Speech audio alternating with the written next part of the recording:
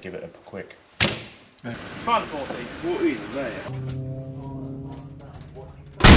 And you guys have put it in a fucking barrier.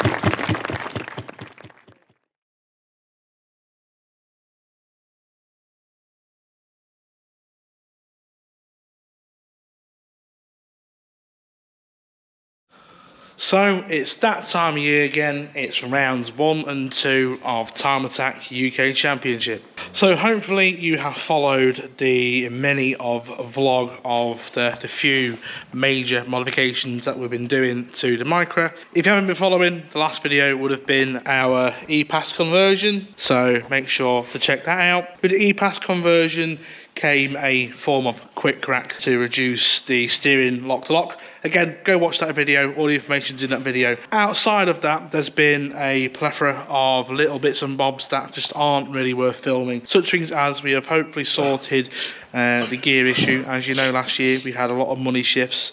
We also had one at Blyton a few weeks back at a track day, and I've pinned that down to this bracket that I made to move the gear linkage out of the way of the stay bar on the factory gear linkage. But because we've gone over to the cooler works, we no longer need a stay bar, so I've reverted back to the original yoke that comes standard with the box. And I reset it all up literally just about 10 minutes ago, and that feels perfect now. We've done an oil change, we've put some decent oil in it finally, we've put some new pads in it, we've machined ourselves a lovely new set of wing uprights, lovely new steering wheel which is part of the lovely E-Pass conversion, so again be sure to check that video out. We finally got our new drive shaft, so hopefully our vibration issues and bendy drive shafts will be a thing of the past. We've got a new suspension set up on here which is on the car, but we just physically haven't got time to go test and set it up, so I'm just gonna pray for this weekend. And in other news, I have made the decision to change class in Time Attack. I built this as a pocket rocket car, but with the impeding potential championship regulation changes at the end of this year, which would make this car in theory illegal in the pocket rocket class, I've made the decision to join Classic and Retro, which is a class reserved for cars 25 years and older, which our car is eligible for. And also in this class, we do not have an engine CC restriction. So I've managed to get hold of a couple of 1.8 engines, which we'll use as potential burner engines. On the subject of engines, we'll do an official sponsor announcement when we finally get around to building it. But we JE pistons on board through our good friends at RWB, Race Winning Brands. And yeah, JE made us a custom set of forged pistons to suit the 1.5. Again, not really made that a public announcement yet because we need to build the engine to make the announcement, but the stickers will be on the car and on the van. So yeah, it's currently 20 to 9 on a Friday, and I'm actually going to call it a night because I've been working on this all day to get it ready for tomorrow. All we need to do tomorrow is we need to just temporarily put the panels back on, whip this down the road to Adam at Skegness Tyres, who's going to track it for us. While it's there, he's going to fit our new tyres. The tyre setup, I'm going to change things up for Cadwell to see how the car reacts to it. So at the minute we've got a 225/45/15 square setup, and by square it means we've got the same tyres on the front as the back. So I've decided to go for a staggered setup to see how it alters the handling. So we're going up a size on the front to a 245/40, and then we're going down a size to a 205/45 on the rear. Now my thought process is the car understeers quite badly, in my opinion anyway. No one's really driven it yet to really give an alternative opinion on that. So my thought process is that's going to help the car. So I'm hoping that's going to help reduce understeer, as well as the suspension changes and bits and bobs that we've made. I am going to take a couple of 225s just in case it doesn't work out and we have to revert back to the old setup. Or again, I've made a lot of changes here without testing in between the changes, which is a bad juju. But yeah, engine's got some good oil in it. Spark plugs, we've managed to source a set of performance plugs for this. Now previously we've been limited to whatever we can get from the factories because they're a really odd reach on the thread, but after hours and hours digging, we managed to find a NGK Racing Iridium spark plug, which is the same reach, and we've managed to get them fitted. But other than that, I'm just really excited to get back in the seat again this year and run this car. So yeah, we'll see you tomorrow, where we're going to start with a lovely trailer loading montage.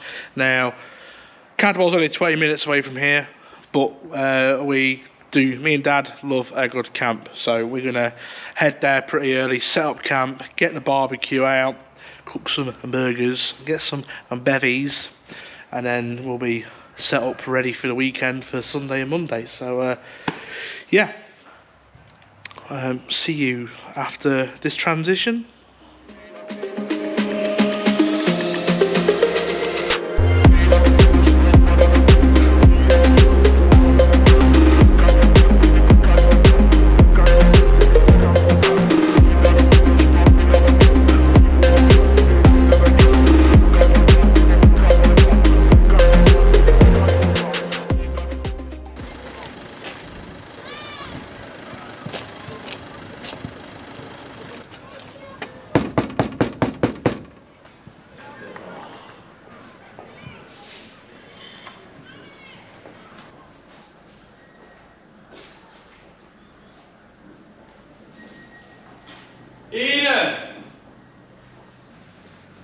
Eden, where are you?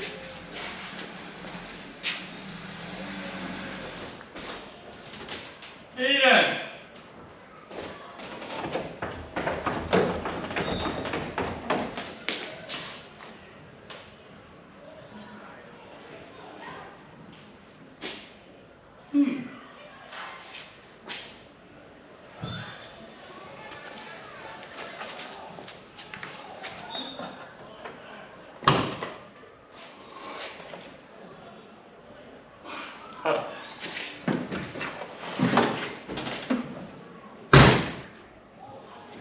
Beep, beep, beep. Ah, what the hell? I'm sure he won't mind, would he?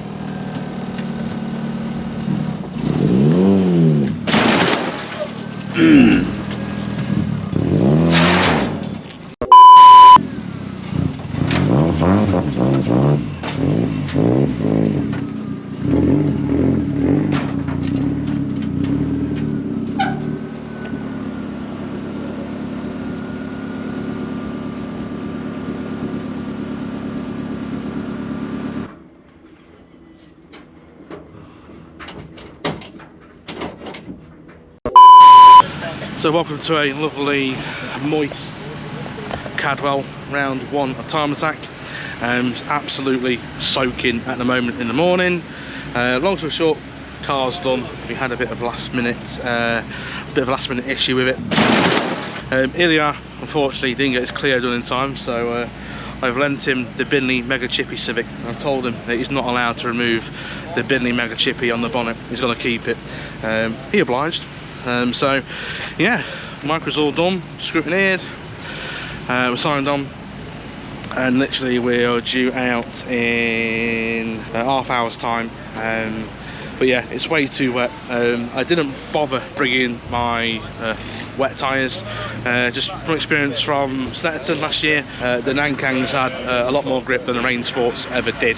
Conditions aside, we should be alright, but this first session, if anything, it's just going to be getting used to the new power steering we've got on there, and just sort of like experimenting with like lines and steering inputs and stuff. So yeah, I'm going to try and put the GoPro in the car today. Unfortunately, I forgot my good mount to mount it in the car, so I've only got a shit mount, so unfortunately you might just end up with the Garmin footage, which I know is trash, but it's all we've got if I can't get this in the car. So yeah, let's get ready for the first session. Let's get out there.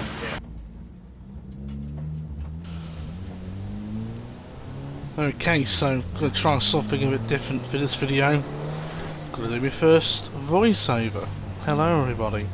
So yeah, this is the first time I've driven this car other than outside the workshop on the trailer. So just gonna take this session at a leisurely pace. Obviously I want to feel how the new steering reacts and what steering input is needed for each corner. And also test the new suspension setup. As you can see, it's rather moist and not blow up my Rain Sports, so we are out there on the Nankang AR1 tyre, so she's a bit slippy to say the least, but from previous experience, especially at Snetterton the other day, the AR1 were quicker than Rain Sports, so just got to persevere. Take it nice and steady.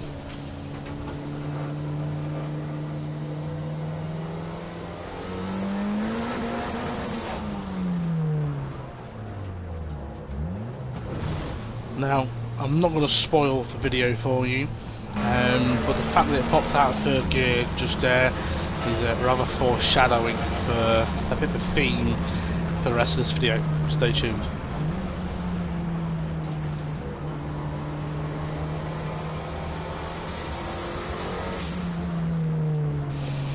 And one thing I definitely need to sort at some point is the wipers. As you can see, they're being a bit lazy. We just run out of outputs on the Haltech PDM, so they're not getting as much voltage as they need to be to work correctly. Bit frustrating, but luckily we only need it for this one session for the entire weekend.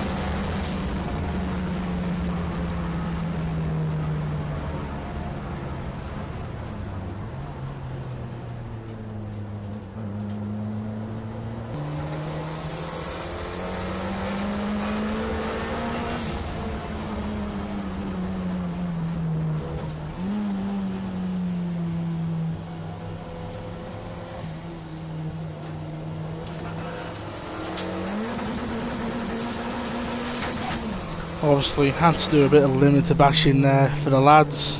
Oi Savaloy. Now if you notice this bit of grass on the right hand side of here, that's going to be very important in a second.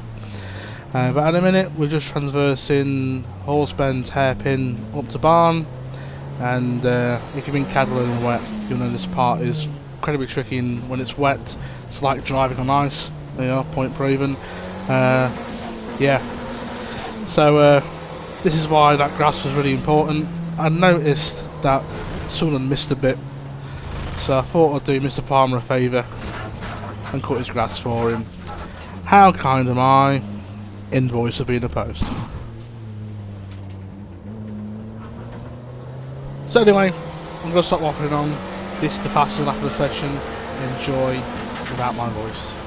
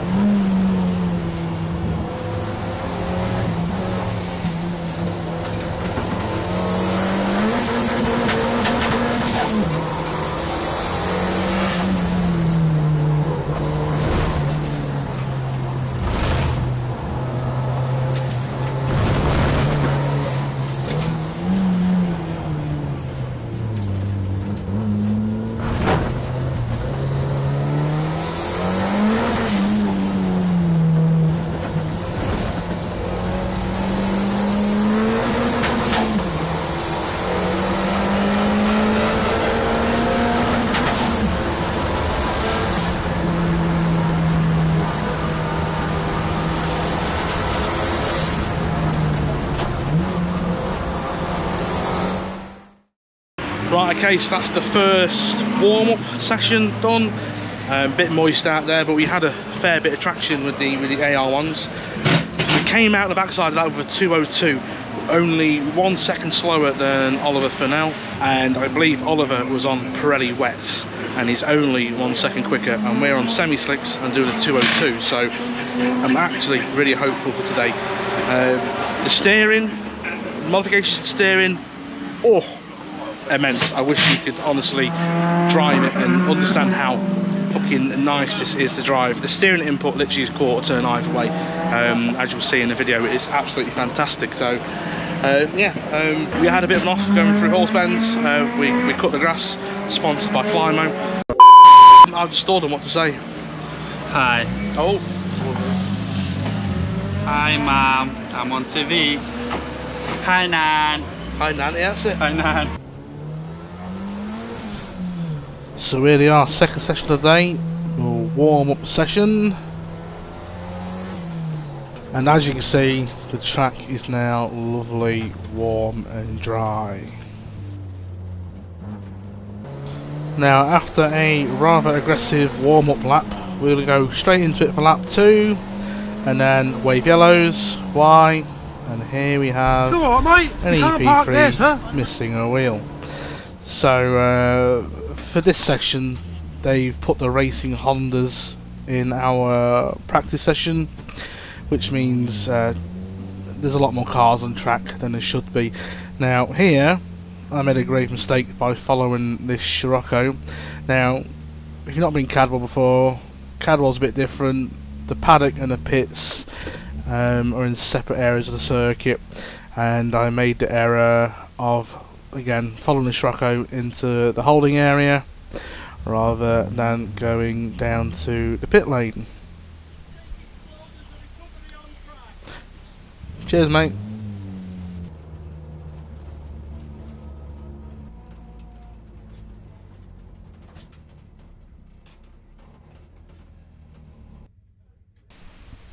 And then 5 minutes later, they've got that Civic out of the way, and back to continuing the practice session.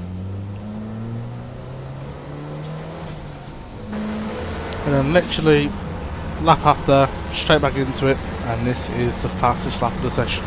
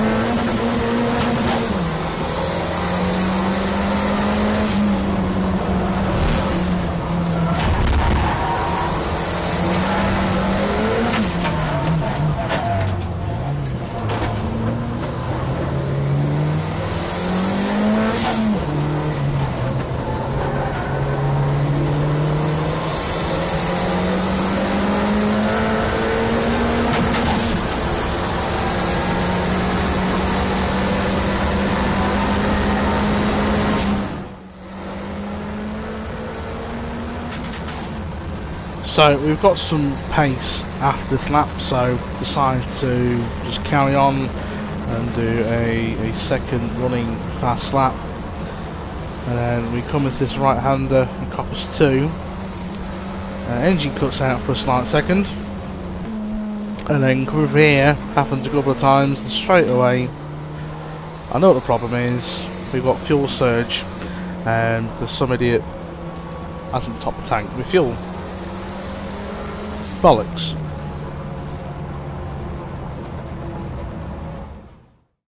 So that's the practice session all done. Unfortunately, we cut the session short, didn't put any fuel in it. You know, we should know by now that this drinks a lot of fuel, and anything below full tank gives us fuel starvation. So I'd say a rookie error, but we've done it for 2 seasons on the trot now, so we're going to fix that. We're going to fix that for Brands Hatch, don't worry. Unfortunately, we lost the wideband reading in that session. We're just going through the data logs now, and the fuel pressure seems quite low. We've just done some sort of like little checks in the paddock just now, and it doesn't seem to be holding fuel pressure for some reason. We've ripped the plugs out, and if you do a sniff test down the bores after activating the fuel pump, you can smell a strong smell of fuel from cylinder 4 when you turn the fuel pump on. So thinking maybe we've got a stuck or at least a leaky injector on cylinder 4. But at this point, more fuel's better than no fuel. Other than that, car really well.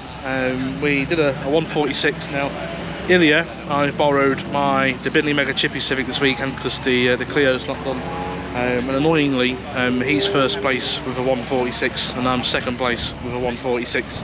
So there's definitely a lot more time in this car. If I can get a 142, I'll be over the moon with that.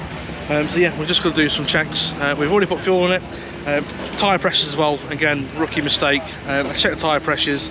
I've got 38, 38, 38, 48 in that rear. So we've gone down to 28 hot, and we'll start from there. So yeah, we're just setting up for the first qualifying session. I'm hopeful that we can at least get a podium in this round, which would be nice after 2 years of no podiums. Engine seems good, other than the wideband dying, everything seems great. And here comes the main man himself, Mr. Looney, Mr. Howtech UK. So yeah, see you in the third session. So yeah, luckily Mark, that you just saw at the end of the clip, Mr. Howtech UK, Mr. Worldwide, has brought a handful of wideband sensors. There is quite a few Howtech sponsored drivers in this championship. Obviously me and Ilya in Time Attack and a handful of drifters. So he brought spare parts for the people in case they needed them. And as you can see here, struggling to get it into third gear. That is going to become a reoccurring issue for the rest of the video, and it only goes downhill from here. But this section is mostly uneventful, so we're just going to jump straight into the fastest lap of the session. Enjoy!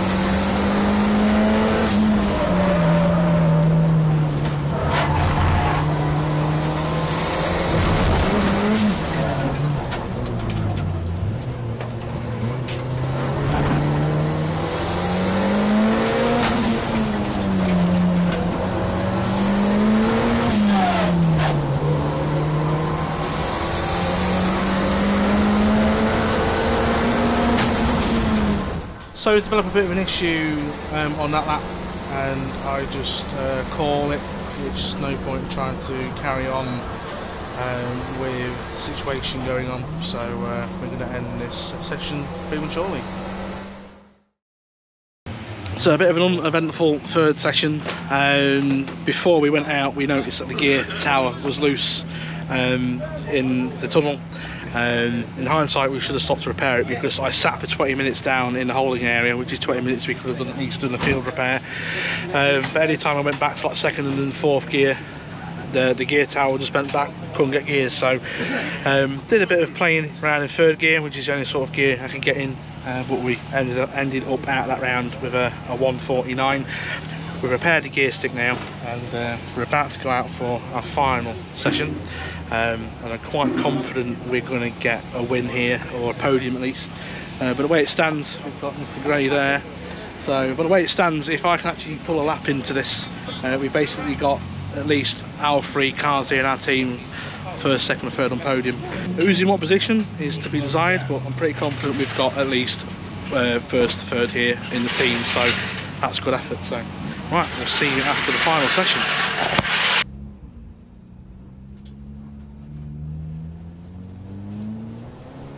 So here we go, this is the final session of the day, the one and only session that really counts towards our position for the day. And as you can see here, coming through coppice, someone's put quite a bit of oil down on this corner, and that's going to become pretty important in a few laps time. And as you can just see, we're just fighting getting it into gear.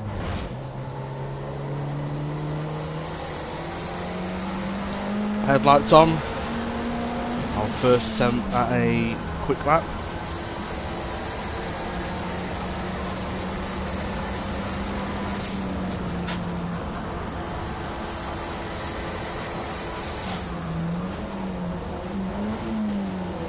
There we are, third gear popping out again. Here again.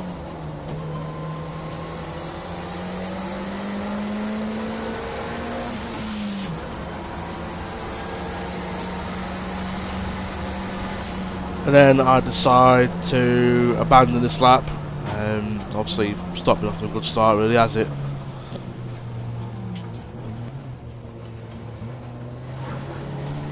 Now we're about to start our second attempt at a fast lap this session, and it's quickly going to be a rather big turning point for this weekend. Past the pit straight, and I decided to take coppice at a bit more speed than I have done all day, and car oversteers out wide, and we're into the grass. Now I'm confident the car will do the corner at our speeds. We've got the grip, etc. I just think the oil in the circuit just reduced grip levels. Now I'm making 2 mistakes right now by doing Tour de Fen on the grass. I didn't want to enter the circuit at coppice 2, the blind corner, and I just didn't want to get in people's way, so I decided to go around the grass and re-enter here on Park Straight. Now what that's done, there's a load of hidden dips and divots in the grass, and what I don't know is that it's absolutely wrecked my splitter blade. It's currently in 4 pieces, dragging on the floor. Now I should have realised something was up when all the photographers here posted a hairpin, all got the cameras out at the same time and started taking pictures. So pulling to the pits down here just as a bit of a safety measure. Now luckily Andy's pit crew here, AJ, Tom, Matt. Matt unfortunately puts his hand under the splitter and touches one of the metal spreader plates that have been dragging on the tarmac for the last lap, so burns his hand quite badly just there. Now what's happened here is a load of grass has collected in front of the radiator, intercooler. It's on the turbo, it's on the manifold, and it's starting to dry and burn. You can see a bit of smoke there to the right hand side of the steering wheel. The what? The split is about this far to the floor. Is it sturdy enough?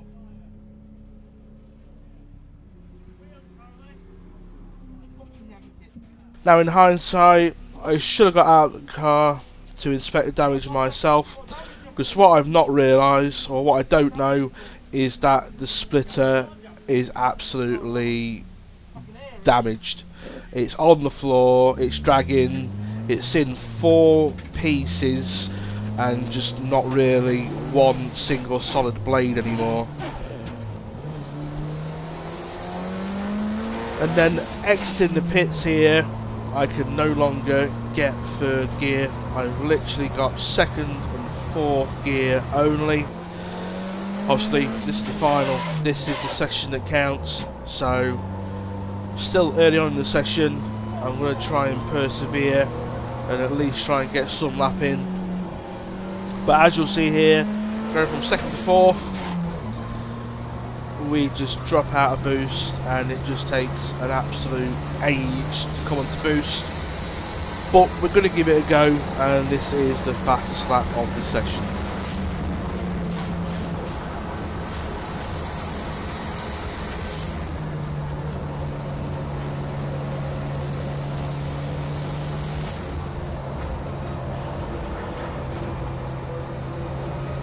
So we're just entering Park Straight. We're not too bad here in 4th gear, the downhill does help, and our terminal speed into the braking zone, 110 miles an hour, is pretty decent. But this is what really kills the car here. We're in 2nd, up into 4th, and then it just really struggles to get around Chris Curve, and it comes onto boost in the braking zone.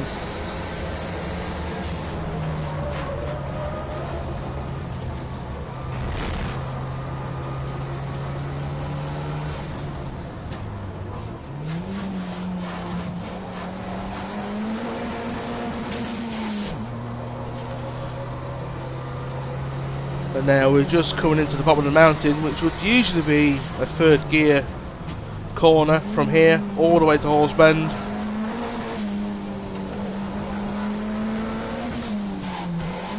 And then I just can't get it to 4th gear.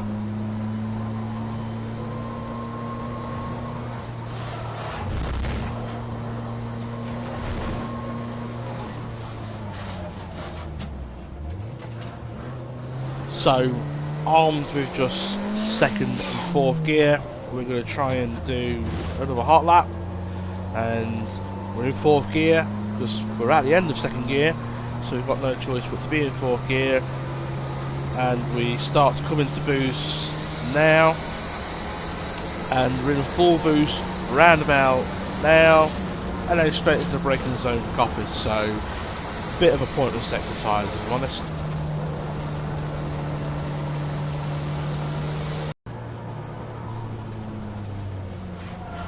So, next lap, I throw a little strop in my helmet, decide that it's pointless to continue going with only 2nd and 4th gear.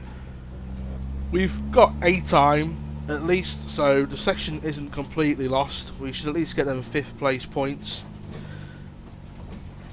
But you can just hear the remnants of the splitter blade just dragging along the floor here. Everyone's just stopping, staring.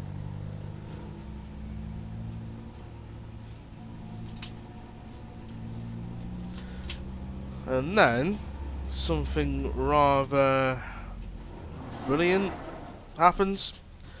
So I'm struggling to get reverse gear. I'm holding it in with as hard as I can, keeps popping out of gear.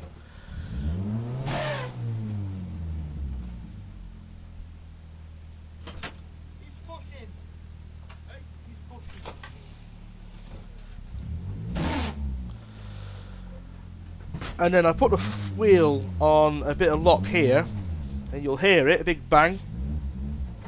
There you are. And I've not got any videos or pictures, but what that bang was, the splitter blade jamming underneath the car and ripping the bumper off. Well, that didn't go as planned, did it? Trying to be a bit brave, going flat on coppice, ended up having to abort and going across the grass. In my wisdom, I decided to do Tour de Fen over the crest on the grass. Unbeknownst to me, that was wrecking my splitter. My thought process was that I didn't want to join the circuit at Coppice 2 where it was blind corner, just basically to keep out of people's way, so I decided to join halfway down park. Yeah, a bit too much damage. Pulled into the pits because I could smell burning. Luckily the lads who were with Andy Gray, AJ Howell, etc. Sorry if I've not got your names right. Could smell burning, and the whole front of the car apparently was covered in grass. And I could smell burning, and the manifold turbo was literally covered in grass, burning away. So luckily I pulled in. At the time, the front end was still intact. Hopefully I could input a picture that someone's hopefully taken of the front end being absolutely mangled. If not, I apologise.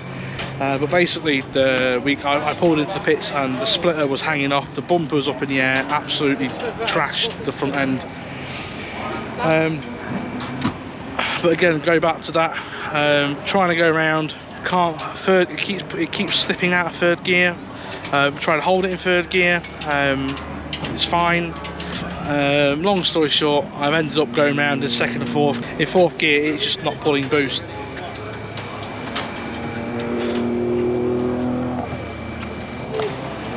Anyway, long story short, gearboxes broke, so we're literally taking the gearbox out now. We're going to nip back to the workshop because it's about 20-25 minutes away. Luckily I did buy a spare gearbox the other week. Unfortunately it arrived with a damaged bell housing. I'm hoping that we can just swap the gear set over into this box, come back, fit it, and we're good to go tomorrow. Unfortunately the splitter is damaged beyond repair, so yeah, going to be a longish night for us, for me at least. Obviously the lads are helping there. I'm going to go turn the camera off now and get dirty. So I might look all happy, chappy, happy and dancing in that last clip, but I will admit I had a bit of a hissy fit, a bit of strop at myself. Punched the car in a bit of anger. I was just so angry that I fucked up basically. You know, we were on track for a 1-2-3 podium with the boys, me and the Ilya, and that had been my goal all day, was to have a podium 1-2-3 with the boys, and a split second fuck up into Coppice has just ruined my dream for that day. So yeah, silly mistake, threw it all away. Can you get onto the other one? So, not pissing around here, get the gearbox out. You've got Ryan on the floor in the red shirt, and you've also got Ash on the floor in the Arctic hoodie. Ilya doing some intrusive vlogging here. But between the pair of them, they get it out in about 25 minutes, record time. Now, I can't thank these two boys enough. In there like ferrets down a rabbit hole. In fact, Ryan there, I've known for 15 plus years. This is pretty much the first time we've met. So Ash takes me back to the workshop in his car. We get the boxes split. As you can see, we've cracked a shifter fork there. And between the two boxes, we managed to get one box back together as best as we can anyway. Again, can't thank these two lads enough. And then I shoot back to Cadwell in the Forester, get back about 20 past 10 and just jump straight back into it.